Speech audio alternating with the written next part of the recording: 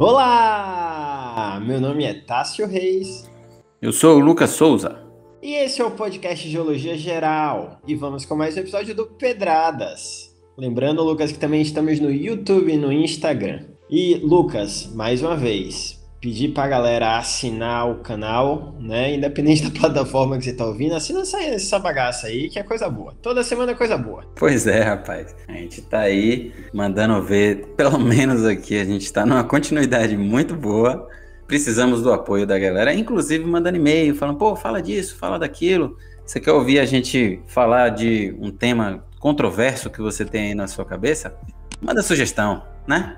Perfeito, Lucas. É exatamente isso. Quando a gente pede sugestão de pauta, é por quê? Porque a gente quer sugestão de pauta. Então, não custa nada, né? Manda aí o que é que você quer saber. Se eu quisesse um sorvete, eu estaria pedindo um sorvete também.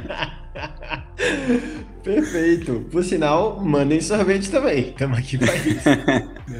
Mas, Lucas, por falar em sugestão de pauta, hoje eu fui no dentista. E estava eu lá no dentista, na fila de espera, né? O dentista geralmente não é uma coisa muito rápida. E eu comecei a pensar em quê?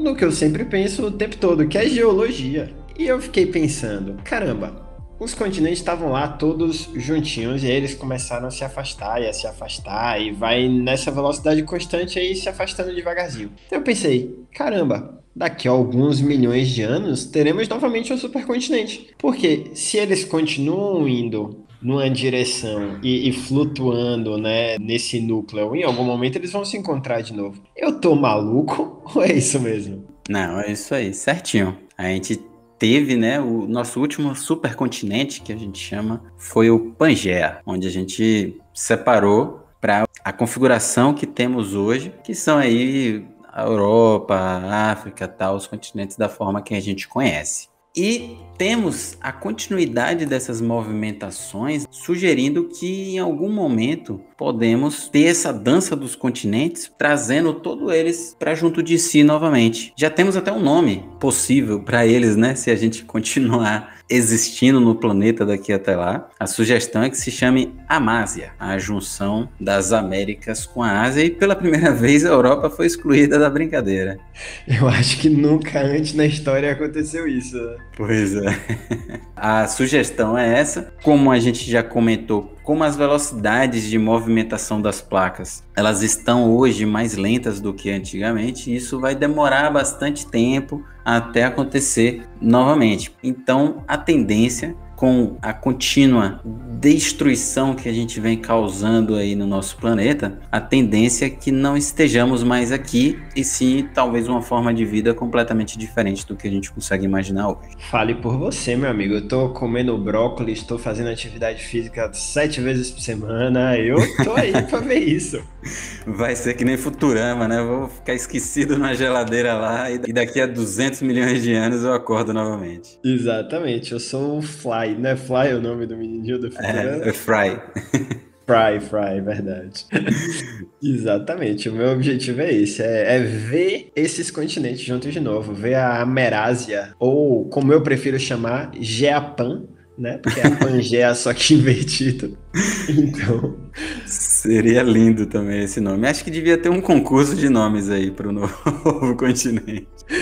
a gente vai abrir isso no Geologia Geral, né? Mas, Lucas, e aí? Se esses continentes se juntam de novo assim, o que é que acontece exatamente? Tem algum tipo de impacto de uma forma geológica na junção desses continentes? Vai ser tipo um encontro de placa e montanha nova e cordilheira e essas coisas? Ou como que vai ser? Ou não dá pra prever também, né? Às vezes não dá pra prever também e é uma possibilidade. Se a gente utilizar como base o que a gente vê acontecendo naturalmente nas nossas baixas velocidades, porque o que acontece? Se fosse para acontecer de forma súbita, a gente precisaria que essas velocidades ficassem muito maiores, como acontece naquele filme maluco lá 2012, que as placas começam a sambar. Do nada, você reduz toda a resistência que tem neles e elas saem voando para os lados. Cara, depois de você citar 2012, eu não posso continuar esse podcast mais não.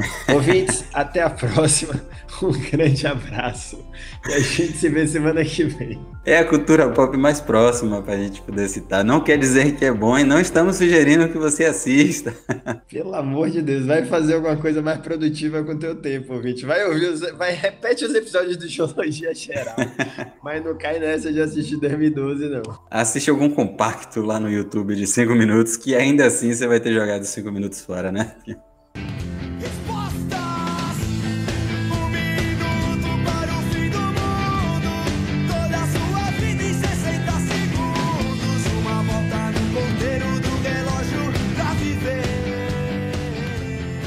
Então, o que a gente teria seria essa premissa, né, de que os continentes começariam a se movimentar em altas velocidades, o que já é muito fora do que a gente conseguiria imaginar possível, sendo que não existe essa possibilidade nas condições que o planeta se encontra atualmente. Mas fazendo um jogo de imaginação, o que a gente teria em formas de impacto na humanidade, né? Impacto ambiental geral, para falar a verdade, né? Porque não afetaria somente a humanidade, né? Afetaria todos os ambientes. Então a gente teria momentos, apesar de a grande tendência para que a gente tenha os continentes juntos novamente, seriam zonas de colisão, né? Mas ainda assim a gente teria locais onde estaria abrindo. Então a gente teria uma abertura de alguns pedaços. O leste africano, por exemplo, atualmente está se separando do continente africano. Então a gente teria que isso ia abrir do nada. Então você teria aquelas coisas de filme catastrófico, onde a Terra iria engolir boa parte das cidades que existem ali nas proximidades. Em contrapartida, esse pedaço que escapou ia sair correndo e se bater em outro pedaço de continente lá. Então a gente teria uma zona de subducção muito rápida, então a gente teria uma colisão muito rápida e a construção de uma cadeia de montanhas de forma muito rápida também. E aí, envolvido em todos esses processos, estariam terremotos. Eu acho que nem teria tempo de ocorrer uma geração de vulcões, porque é uma coisa muito rápida, né? Não daria tempo do magma subir, ele já ia ficar embolado ali no meio, e a gente teria, na verdade, muita batida, né? Muita deformação e muita formação de cadeias de montanhas devido às colisões. Mas aí os terremotos, sim, provavelmente muitos tsunamis aí correndo para todos os lados, e aí não teria pedaço seguro para você estar no planeta. Se isso ocorre em algum local e está acontecendo alguma coisa de problema, seja uma coisa reflexa devido à pancada que tomou de um lado, seja uma abertura que ocorreu porque você está numa zona próxima de abertura, ou um tsunami que veio do nada e saiu lavando tudo lá no meio. Parece um cenário bastante divertido, né? De se ver de longe, né?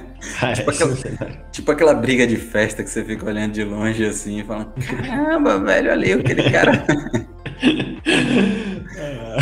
E tem alguma chance, assim, por menor que seja, alguma probabilidade disso acontecer nessa violência e nessa velocidade? Não, né? Nenhuma. Cara, fisicamente e estatisticamente, existe uma possibilidade de eu deitar no banquinho da praça e acordar num universo alternativo. Então eu imagino que sim, haveria uma chance ínfima de a gente ter isso acontecendo. Óbvio que eu não tenho conhecimento físico para fazer esse cálculo e te dizer a porcentagem correta, mas seria muito baixo, porque precisaria de uma mudança inimaginável na camada logo abaixo da crosta, né? Que é onde a gente está. Os continentes e os oceanos são ali a crosta oceânica dos oceanos e a crosta continental. E a placa tectônica é essa parte de crosta com um pedacinho do manto, que é logo embaixo. A gente chama isso tudo de litosfera. E isso é a placa tectônica que samba para os lados, né? Só que logo abaixo dela ainda é rocha e ainda é no máximo uma temperatura muito alta que deixa um pouquinho de nada mais plástico. Então a gente precisaria que essa camada abaixo da placa tectônica ela virasse líquida praticamente. Então imagina você ter um bloco de gelo que de uma hora para outra vira água, sabe?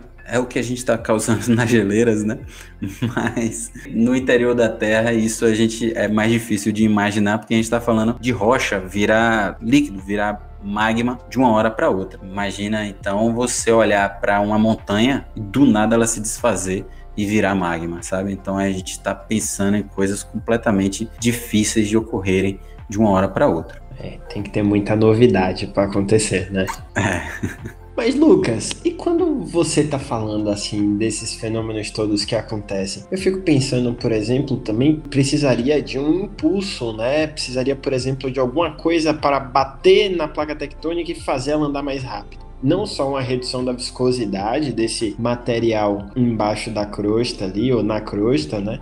Mas também algum impulso para fazer as placas ainda andarem mais rápido, né? Então diminui ainda mais essa probabilidade, né? Apesar de existir uma possibilidade, porque tudo é possível, mas a probabilidade é ainda menor se a gente parar para pensar nisso. É bem nesse caminho mesmo, a gente precisaria dessas modificações, fatores bem externos entrando ali para modificar e auxiliar nessa modificação e nessa aceleração desses processos, né? A gente tinha lá nos primórdios do planeta, quando ainda estava se desenvolvendo, a gente tinha condições em que tinha uma temperatura tão elevada que a gente não tinha grandes placas, a gente só tinha plaquinhas pequenas e elas tinham maiores velocidades de deslocamento, porque elas estavam sobre uma camada que tinha menor viscosidade e permitia que ela fluísse mais. A partir do momento que começaram as subducções, né, que é a descida de uma placa em relação à outra, a gente já passou por bilhões de anos de resfriamento e esse resfriamento foi causando placas diferentes, a oceânica,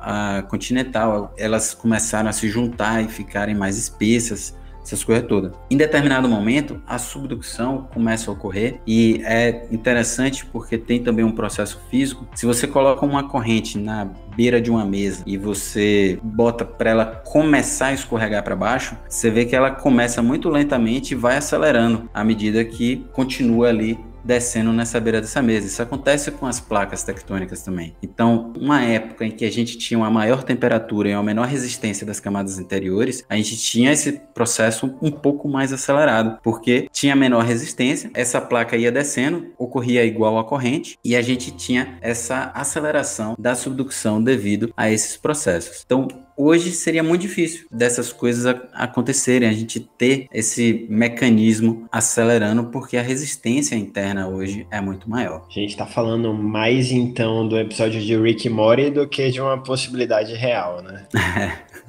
A gente pularia para um universo alternativo onde isso estaria acontecendo e a gente estaria ali só de fora dando uma olhadinha. Perfeito, maravilhoso.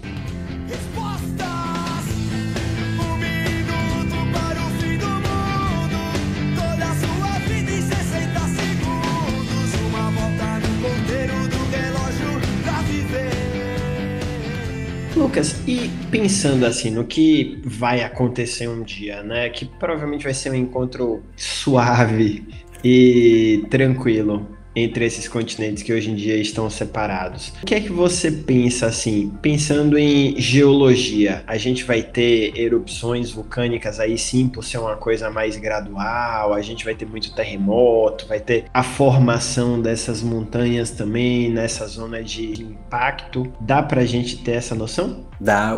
Esse tipo de ambiente de junção de placas, né? Ele é bem complexo, a gente tem várias coisas acontecendo ao mesmo tempo quando a gente está nesse tipo de ambiente geológico. Então, numa zona de colisão de placas, uma zona convergente que a gente fala, uma das principais coisas que acontecem é a placa que desce, ela aumenta a temperatura, ela desidrata e há geração de magma devido à desidratação dela e hidratação do manto. Então a gente tem geração de magma, então a gente já começa com vulcanismo podendo acontecer. Então, à medida que a gente vai aumentando essa colisão, há esse contato, né, das rochas, de massas de rocha muito densas e terremotos com epicentros tanto rasos quanto profundos, e a propagação dessas ondas causar aqui efeitos na superfície, né? A gente vê aí diversas áreas que sofrem bastante com esse tipo de coisa. No oeste do continente sul-americano, né? A gente tem os Andes ali como uma zona mostrando esse tipo de coisa que pode acontecer. Também essa construção de montanha por conta da batida, né? Da pancada. Imagina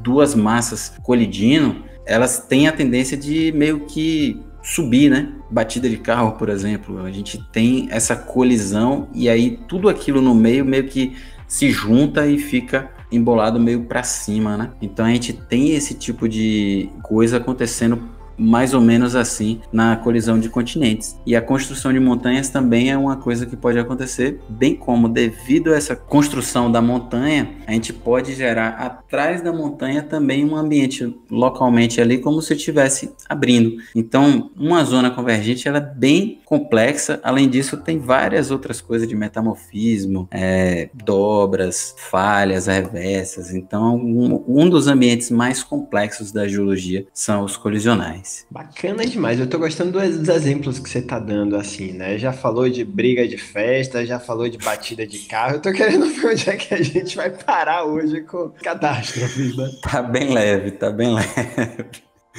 É difícil falar de coisas colidindo sem a gente buscar efeitos no dia a dia que são catastróficos, né? São as pequenas catástrofes servindo de metáfora para as grandes, né? Quando a gente fala colisão de carro, gente, vamos pensar nos testes que as construtoras fazem em ambiente controlado e com bonequinho daqueles dummies, 100 pessoas, por favor, porque não é legal imaginar esse tipo de ambiente. Já por outro lado, as brigas de festa aí é legal pra caramba, né? Aí já... Lucas, e quando a gente para pensar assim, mais uma vez, né, uma coisa que a gente sempre gosta de falar aqui, que é trazer um pouquinho da geologia também com essa perspectiva mais geográfica, né? Como que se daria assim? O que vai encaixar com o que exatamente? É a pontinha da Ásia ali, o Japão e a Península da Coreia que vai se juntar com a América? E onde que a África entra nessa história? Onde que a Oceania entra no meio e acaba atrapalhando essa suruba continental? Como é que fica aí? A Oceania é aquele entrão, né, que chega só pra atrapalhar. É aquela história, né? Se você tá numa homenagem e não sabe o que fazer, faz polichinelo. Mas se mantém ativo, né? Daqui a pouco alguém sente alguma coisa ali, substituição. É bom você estar aquecido, né? Mas, cara, é difícil a gente prever quem vai para tal lugar. A gente tem umas projeções devido às velocidades que hoje os continentes estão se movimentando. Então a gente tem que hoje a América do Sul, a placa sul-americana está se movimentando para oeste com velocidade x centímetros por ano. Então a gente tem que a outra placa tá para tal lugar em x centímetros por ano, mas a gente não sabe o que vai acontecer quando duas que estão colidindo se juntarem, se elas vão começar a andar para um lado ou para o outro. Então a tendência é que a gente tenha que a gente feche uma parte aqui no continente sul-americano e depois isso se movimente de volta para o leste. A gente junte o leste da África lá no sul da Índia, a África suba e feche ali o Mediterrâneo junto da Europa, e aí depois a placa norte-americana também vai vir e vai se juntar por ali. Ou a gente vai dar a volta e vai juntar pelo outro lado lá na Ásia, né? Então, ou as Américas vão se juntar na Ásia lá pelo leste, ou se juntam na Europa pelo lado de cá. É difícil a gente determinar, mas a expectativa, se eu não me engano, é que elas se juntem pelo leste da Ásia, se eu não me engano. Nossa, eu sou muito mais a favor. Imagina a gente vendo anime todo dia, vai ser maravilhoso. Bem melhor do que se juntar os europeus chatos lá, né? Nossa, tô de boa de queijo, tô de boa. Eu gosto do meu requeijãozinho aqui brasileiro mesmo, tá bom demais.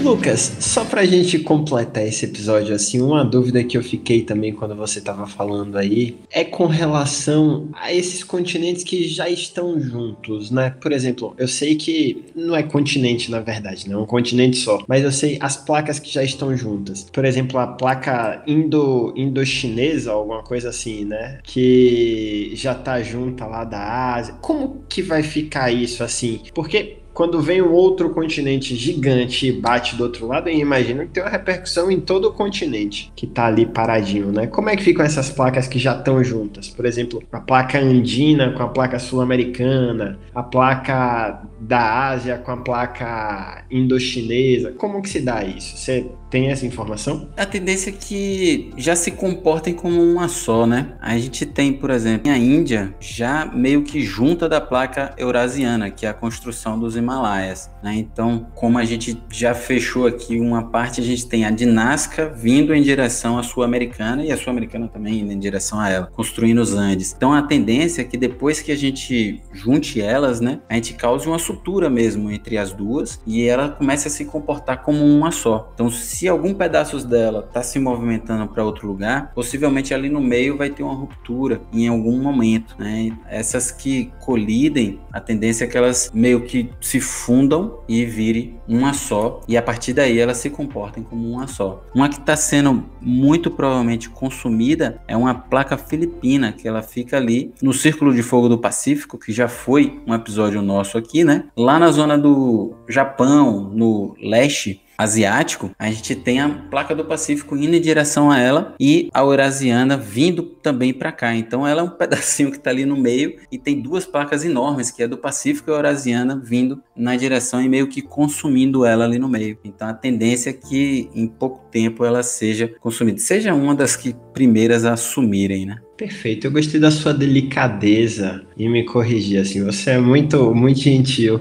Eu falei o nome das placas tudo errado, você vem e corrige como se eu não tivesse errado nada, achei maravilhoso. A gente vai na sutileza, Perfeito. Esse então foi mais um episódio do Geologia Geral. Hoje aprendemos que devemos comer brócolis para ver o Geopan. Aprendemos também que Futurama e Rick e Morty ensinam muito pra gente, menos do que Avatar, mas ainda assim ensinam muito pra gente. Certeza, e podem levar a gente para um mundo completamente diferente, né? E aprendemos também que, dada a proporção do evento, a Oceania deve começar a fazer polichinelo já agora. Se ela estiver esperta no movimento, ela já vai para a brincadeira. Obrigado a todos e até a próxima. Até a próxima, pessoal. Um grande abraço.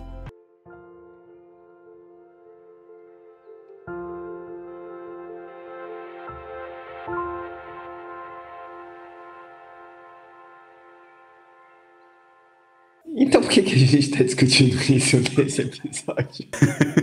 Virou tema. É por isso que a gente precisa de sugestão de pauta, rapaz.